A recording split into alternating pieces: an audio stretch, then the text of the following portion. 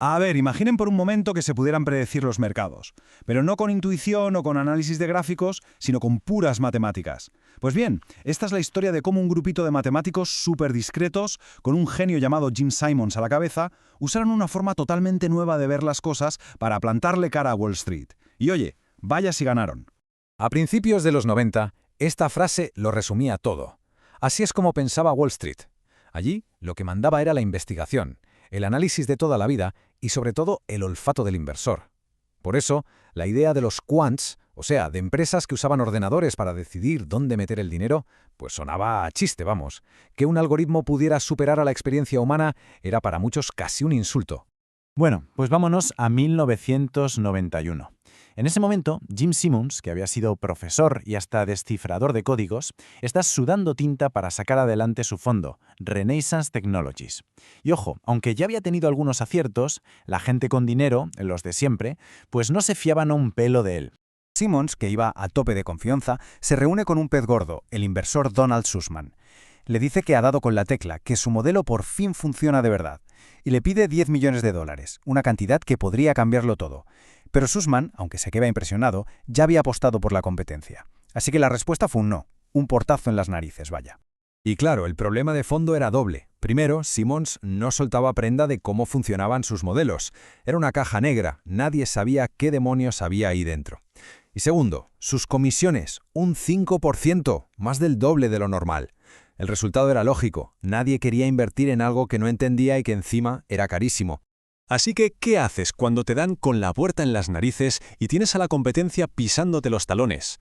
Pues solo te queda una opción, hacer que tu sistema sea tan bueno que nadie pueda ignorarlo. Simons necesitaba más cerebritos y lo encontró en otro matemático brillante de su entorno, Henry Laufer. Y juntos no solo iban a mejorar el sistema, iban a cambiar las reglas del juego. Y aquí viene la primera genialidad de Laufer. Hasta ese momento, lo normal era tener un modelo para el oro, otro para el petróleo, otro para el trigo, todo por separado. Laufer propuso algo que sonaba a locura para la época, un único supermodelo que lo analizara todo a la vez. Un sistema que pudiera bucear en un océano de datos y encontrar conexiones ocultas entre activos que, en teoría, no tenían nada que ver. Cosas que nadie más podía ver. La segunda revolución fue ponerle un microscopio al tiempo. Hasta entonces, se miraba el mercado en bloques gigantes. ¿Qué pasa de día? ¿Qué pasa de noche? Laufer dijo, ¿y si miramos mucho más de cerca? Empezaron a cortar el día en trocitos de 5 minutos. El resultado fue como pasar de ver una foto toda borrosa a verla en 4K. De repente, aparecieron patrones dentro del mismo día que nadie había sido capaz de ver. Vale, ya tenían el sistema, la teoría era perfecta. Pero claro, del papel a la realidad hay un trecho. En el mundo real les esperaba un enemigo silencioso, uno que se comía sus ganancias antes incluso de que llegaran a su bolsillo. Ese enemigo se llama slippage o deslizamiento. Es muy sencillo. Es la diferencia entre el precio al que quieres comprar o vender y el precio al que lo haces de verdad. El simple hecho de operar mueve un poquito el mercado en tu contra. Y si haces miles de operaciones al día, esos poquitos se convierten en una auténtica hemorragia de dinero. Se obsesionaron tanto, pero tanto con este problema que hasta le pusieron un nombre. A esa diferencia entre lo que el modelo decía que iban a ganar y lo que realmente se llevaban, la llamaron el diablo. Y su única misión a partir de entonces fue cazarlo y derrotarlo. Y para luchar contra el diablo necesitaban nuevas armas. Ficharon a Nick Patterson, otro experto en códigos que al principio era tan escéptico que pensaba que todo esto era humo. Juntos crearon un sistema para ejecutar las órdenes que era de ciencia ficción.